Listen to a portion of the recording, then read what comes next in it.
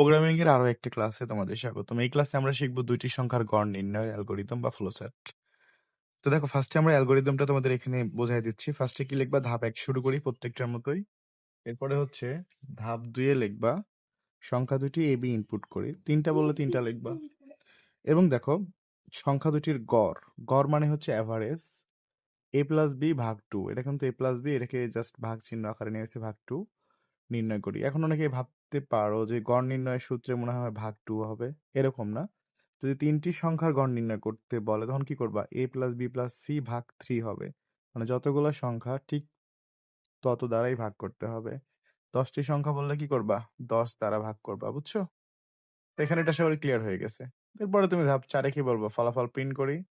তারপরে ধাপ 5 এ বলবো শেষ করি। তো এটাই হচ্ছে তোমাদের অ্যালগরিদম। মানে তো তুমি ট্রাই করো যে ফ্লোচার্ট করতে পারো কিনা। ফ্লোচার্টের শুরু কি করে করতে হয় আই হোপ তোমাদের সবারই জানা আছে। তো শুরুতে কি করবো, আমরা স্টার্ট করবো এই যে এখান থেকে একটা এই টিম আকৃতির দিয়ে এখানে লিখে দিব হচ্ছে স্টার।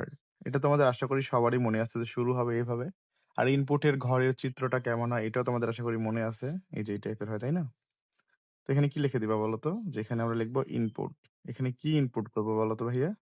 এখানে জাস্ট আমরা ইনপুট করছি হচ্ছে এবি, তুমি জাস্ট লিখে দিবে এ কমা বি। এখানে দুইটা সংখ্যা আমরা ইনপুট করছি, সেটা কি বলতো, এবি। এরপরে নির্ণয় করি যখন বলে তখন কি করতে হবে, এই যে বলছে এত নির্ণয় করি, নির্ণয় করার জন্য জাস্ট তোমাকে আয়তক্ষেত্রের মতো আঁকতে হবে আর কি এটা। এখন এই ঘরে তুমি কি লিখে দিবা বলো তো? জাস্ট তুমি লিখে দিবা, এই যে সূত্রটা লিখে দিবা, এভারেজ। এভারেজ এই সূত্রটাকে জাস্ট ভাই এখানে বসায় দিবা। বুঝছো? এই যে এভারেজ এইটুকু লিখে দিবা সুন্দর করে। সূত্র এই ঘরটাতে অলওয়েজ টাইম সূত্রটা বসবে শুধুমাত্র। এভারেজ সমান সমান কি লিখবা, যা লিখছো এখানে তাই, এ প্লাস বি ভাগ 2, মানে ব্র্যাকেট দিয়ে অবশ্য ভাগ চিহ্ন দিবা। মানে এটা আমি একটু বাহিরে লিখে দিই, কেমন করে লিখবা, এ প্লাস বি ভাগ 2। তোমাকে জাস্ট এই বক্সের ভিতরে কিন্তু এটা লিখতে হবে যে অ্যাভারেজ ইকুয়াল টু এইটা। তারপরে আবার তোমার এখানে দেখো ফলাফল প্রিন্ট করি মানে আউটপুটের ঘর কেমন হয়, এইটা আর এইটা তোমার সেম হবে, তুমি আগে থেকে জানো। তো জাস্ট এখানে তুমি লিখে দিবা প্রিন্ট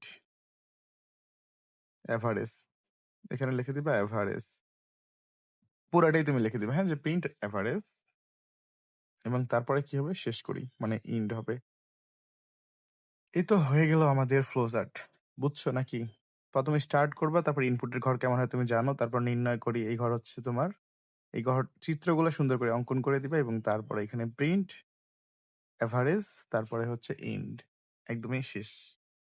তো আশা করি তুমি এইটা বুঝতে পারছো, মানে কিভাবে তোমাকে ফ্লোচার্ট করতে হবে। I hope clear.